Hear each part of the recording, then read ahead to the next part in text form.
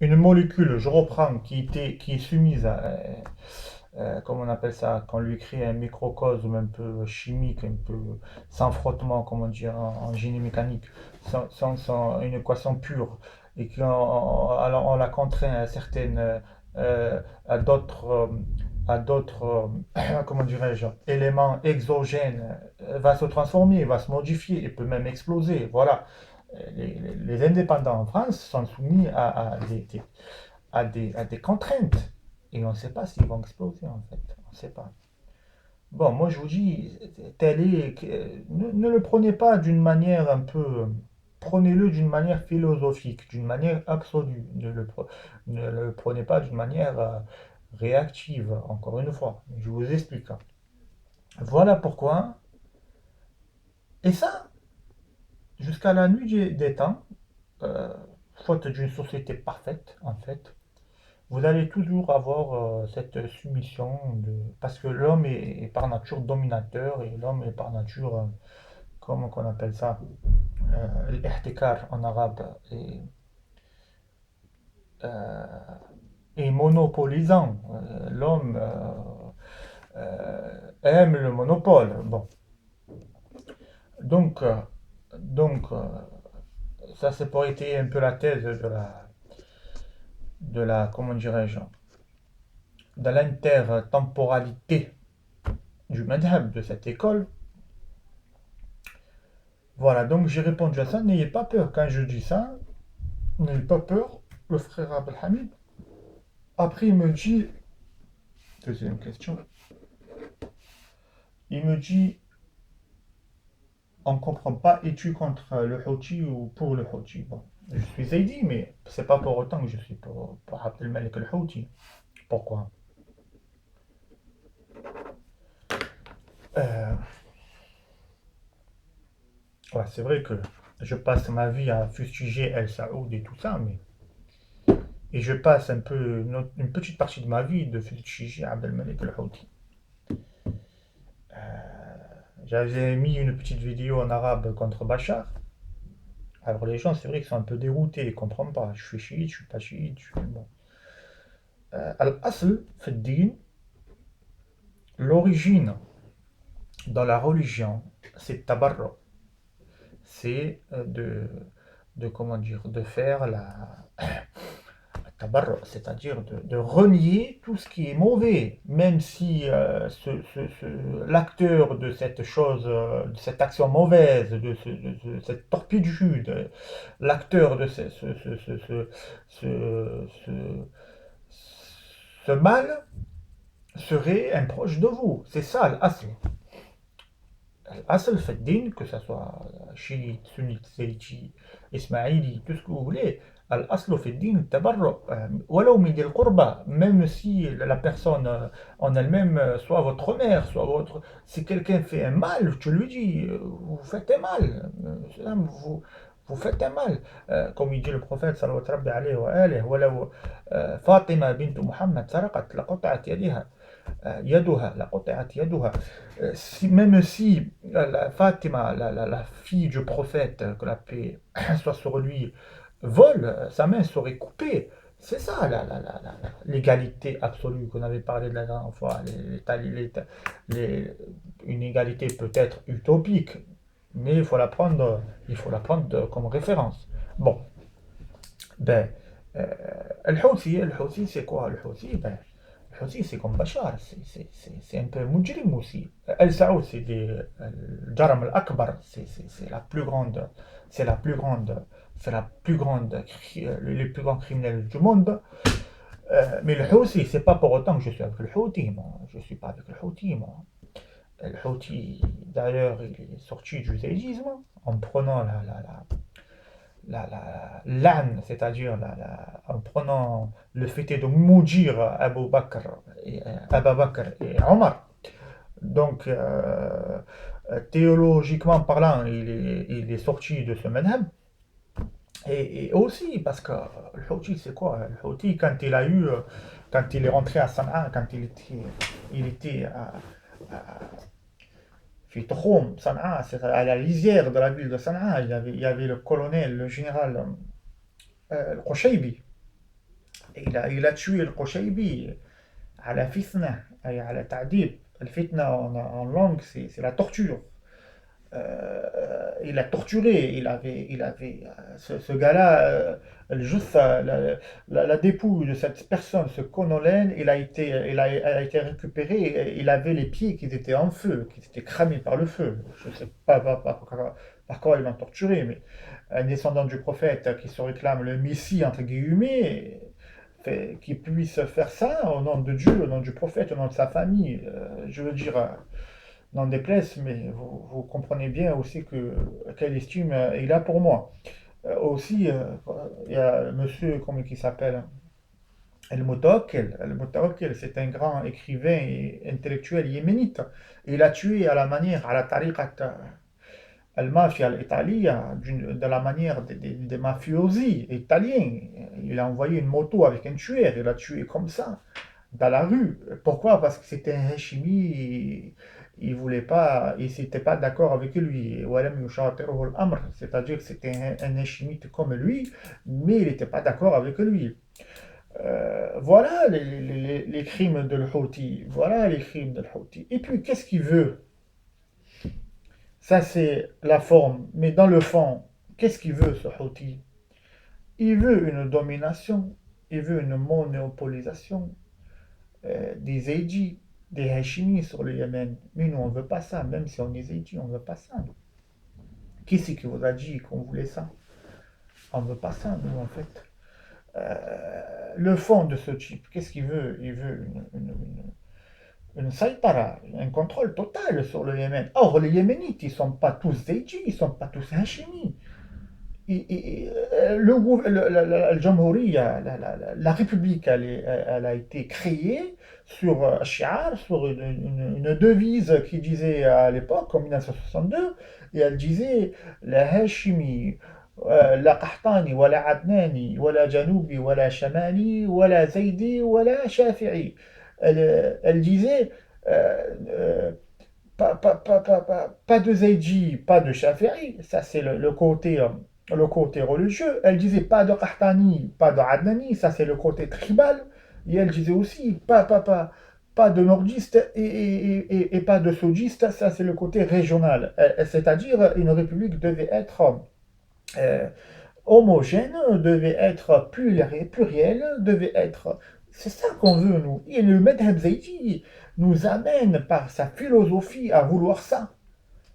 Parce que ce qu'il faut savoir, ceux qui se sont débarrassés de l'imama, ceux qui se sont débarrassés des imams, des imams Zaidi au Yémen, c'est une tribu Zaidi elle-même qui est arrivée philosophiquement parlant, théologiquement parlant, à avoir cette position d'insurrection, cette position de révolution. C'est le madhab qui l'amène ça. Combien même que les dirigeants de son madhab, les dirigeants pour utiliser son terre, étaient eux-mêmes Zaydji. Et ça n'a pas empêché que la tribu de Hashid, ça n'a pas empêché la tribu de Hashid de faire une auto-révolution sur son propre camp. Voilà ce que c'est le zaydisme. Il ne s'arrête pas aux frontières de la relation, du lien parental, du lien de l'école. Il ne s'arrête pas là, le zaydisme. Le zaydisme casse toutes ses frontières. C'est pour ça qu'il est puissant. Voilà pourquoi je ne suis pas pour le Houthi. Si le Houthi veut faire une imama hashimite comme il y a 1000 ans, le madhab zaydji en 2017, l'évolution de son madhab ne veut pas ça. Voilà, veut une république. Et alors vous allez me dire, ouais, islam et république, ça ne le fait pas. Mais je vous dis et je vous le répète, au jour d'aujourd'hui, celui qui est le mieux à même pour porter le Yémen, c'est une république. Pour pallier les problèmes au Yémen, c'est une république. N'en déplaise. N'en déplaise. Le jour qu'on trouvera une autre solution, on fera une autre solution. Mais pour l'instant, la panacée, entre guillemets, c'est pas une panacée, mais par défaut, la République rassemble, تشمل أو تشمل كل الصفات ويعني elle rassemble toutes les données, les factions, sudistes, nordistes, zaydis, shafi'i, du Yémen et cette république, elle est plus à même de tuer l'œuf, tuer le fœtus dans l'œuf, comme on dit, je sais plus moi. Voilà quoi. Euh, voilà ce que c'est le madhab zayti. C'est pas un madhab. Vous savez que chez nous, la, comment dirais-je, le signal qu'un élève talib al-ilm, le début c'est le tahar, parce que vous savez que le taharrur ou l'ijtihad, la libération d'un étudiant et son ijtihad, son épanouissement passe par ce qu'on appelle naqd al-shaykh, c'est-à-dire le fustige de son propre prof. Ça, c'est quand même merveilleux de posséder ça. Mon grand-père me disait, par exemple, si je te trouve sur ma position d'aujourd'hui sur 25 ans, un truc comme ça, il disait, je te donnerai une gifle, il me disait d'une manière un peu je te donnerai une gifle jusqu'à ce que tu te retournes. Pourquoi? Alors vous allez me dire, alors on va évoluer et tout le temps ce ne sera pas la même chose. Ben, euh, euh, c'est jamais la même chose. Le monde évolue. Le monde évolue, mes chers. Le monde évolue. On peut pas, on peut pas transposer une règle par exemple, du premier siècle de l'Égypte sans la modifier un peu quand même, sans l'édulcorer. Alors vous allez me dire, ouais, mais on ne doit pas toucher, on doit pas... Qui c'est qui vous a dit ça, on ne doit pas toucher? Mais pourquoi vous allez toucher au texte directif du Coran, vous allez toucher à la zakat, vous allez toucher... Qu'est-ce que vous allez faire? Vous allez toucher, je sais pas moi, à Ramadan, vous allez toucher à Tahrim, vous allez toucher à Zina, vous allez toucher... Non, vous allez toucher à des modalités politiques. J'emploie le mot modalité exprès parce que c'est des modalités.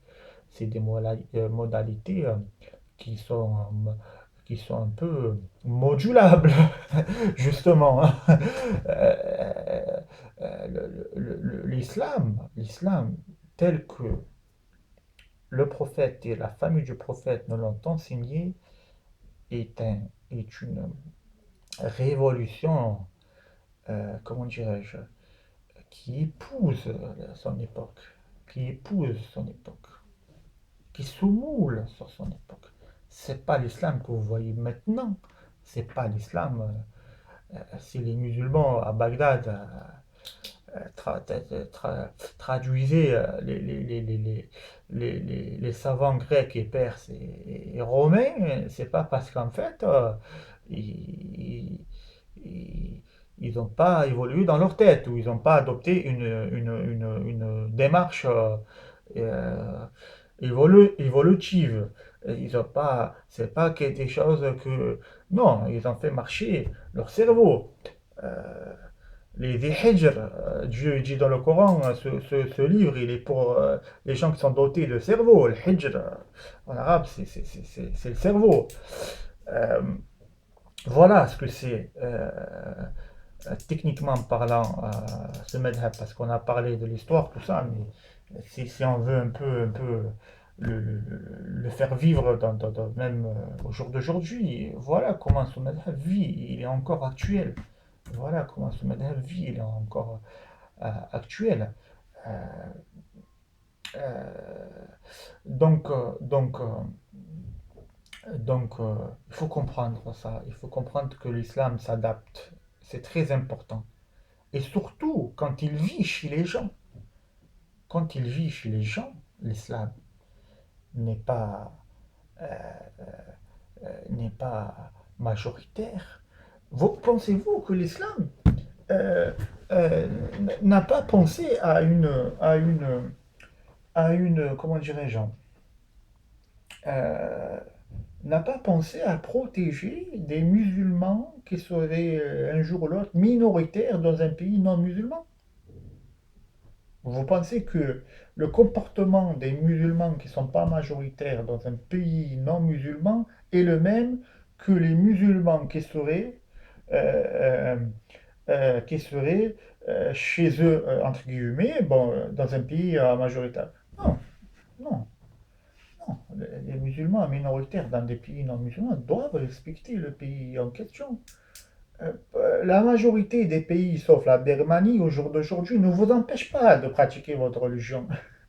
Ne- ne- ne- la majorité des pays maintenant occidentaux, euh, alors vous allez me dire, oui, et le racisme, tout ça, mais la base, c'est quoi? C'est pratiquer votre religion, même s'il y a des regards dans la rue parce que vous portez le voile ou vous allez à la mosquée ou vous portez la barbe, mais la base, il vous empêche pas. La laïcité ne vous empêche pas de pratiquer votre religion. Et même si vous respectez la laïcité et la république aux d'autres formes de gouvernance à travers le monde, même si vous respectez euh, euh, les pays dont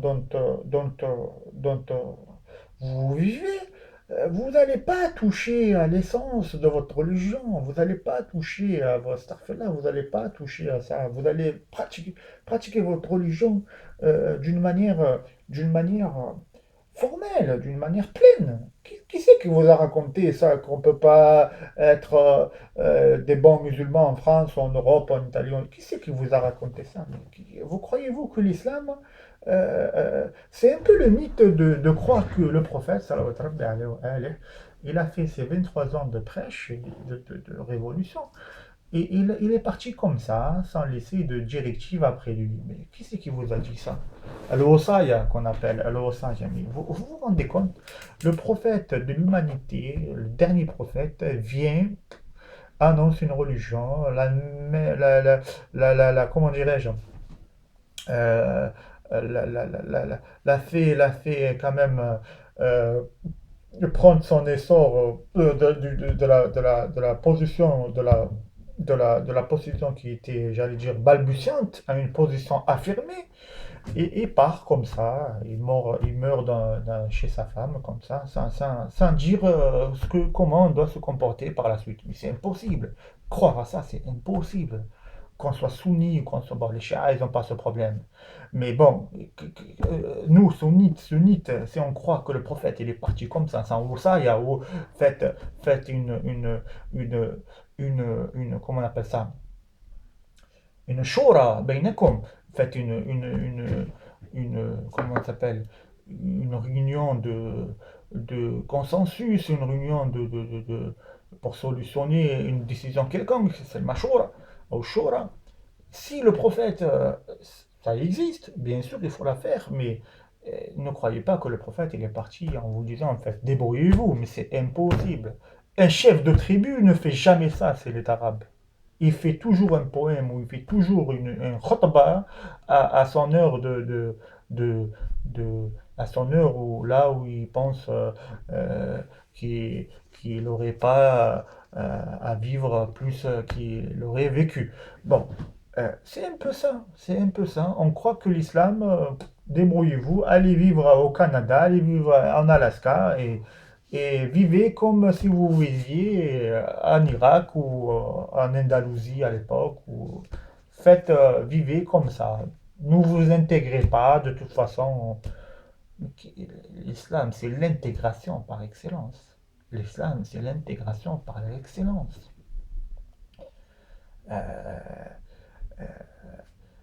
Dans le madhab zaidi, il y a le, fait, le wujub, c'est-à-dire l'obligation d'étudier le madhab dans le pays où tu aspires à vivre. Madhab ahli baladik, tu dois être zaidi, tu vas vivre par exemple en Arabie Saoudite, tu dois savoir ce que c'est le madhab Hanbali, parce que le madhab Sa'id, c'est le madhab, c'est l'école qui gère ce territoire. Tu dois comprendre, tu ne dois pas vivre avec ton madhab Zaidi, sinon c'est pas possible. C'est pas possible. C'est pas possible. Au jour d'aujourd'hui, on a une notion un peu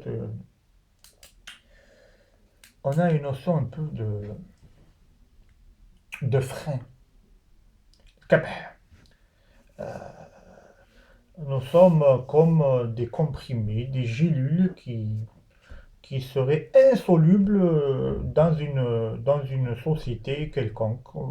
Pourquoi insoluble? Parce que voilà, l'islam, c'est pas comme ça, c'est pas comme si, il y a des principes. Ben oui, il y a des principes. Mais qui c'est qui t'a dit de pas t'intégrer? C'est pas possible ça. Qui c'est qui t'a dit de pas t'intégrer? Mais c'est pas possible. C'est c'est vraiment, c'est vraiment une idée fausse. Ben, euh, je comprends pas. Vous êtes français, oui, vous êtes français, n'en déplaise. Il y a des Français qui veulent pas de souche, entre guillemets, qui veulent pas que vous soyez français, mais vous êtes français. J'allais dire les héritiers, les Français héritiers de euh, Jules Ferry, parce que les Français héritiers de Jean Jaurès, par exemple, pour eux, vous êtes Français, il n'y a pas de problème. Mais vous allez pas être affecté par une moitié, alors qu'il y a l'autre moitié qui vous accepte, quand même. Vous êtes des grands garçons, des grandes filles. Euh, si vous vous mettez des barrières à vous-même, ben, un jour, j'avais attendu un prof à moi, à Paris, un prof de mécanique, sincère, il était sincère dans sa démarche. Il avait fait une petite allocution à des nouveaux arrivants qui venaient de Tunisie notamment, je me rappelle. Il avait dit une chose, il avait dit je peux vous aider ou je peux vous aider à réussir, mais je peux pas vous aider si vous aimez pas la France. Et ça m'avait marqué. C'était un prof de génie mécanique, il avait dit ça. Ça va dans une salle, dans un atelier, comme ça, j'ai des réminiscences. Je me rappelle pas toute la discussion qu'il avait. C'est vrai que c'est des réminiscences, mais ça marque, c'est des choses qui m'ont marqué. Je peux pas vous aider si vous aimez pas la France. Mais pourquoi? Pourquoi? Vous vivez ici, même si des gens, dans leur intimité, considèrent que vous n'êtes pas leur égal, la loi, l'institution dit que vous êtes égal. Eh ben, profitez de ça. N'en déplaise. Les autres, c'est pas votre problème. C'est pas votre problème. Pourquoi vous êtes affecté par le négatif? Je suis sûr que parmi les 65 millions de Français, il y a, il y a- il y a- il y a- il y a peu de Français qui pensent comme Jules Ferry, euh, c'est-à-dire insulaire ou autochtone et colon. Non, c'est la nation, c'est Jean Jaurès, la nation française. Tu es français parce que tu adhères à une idée, à une pensée, peu importe ta religion. Euh, euh, Ces gens, ils sont majoritaires. Je suis persuadé, même convaincu que ces gens-là sont majoritaires. Pourquoi vous n'essayez pas de rencontrer ces gens-là? Ne- Vous restez musulman, vous n'êtes pas obligé j'allais dire, de vous appeler Jean-Paul. Bon, enfin, bon, mes frères, on va arrêter là parce que bon, on a passé avec le frère Abdelhamid, on va dire sur une question et demie parce qu'on a passé. Bon, on va essayer de s'arrêter là et on va répondre aux autres. Et puis, Inch'Allah, on va reprendre. On s'était arrêté à Muawiyah, à la prise de fonction de Muawiyah, au Shem, à Damas, qui est octroyé par Sayyiduna Omar ibn Khattab, radiallahu anhu.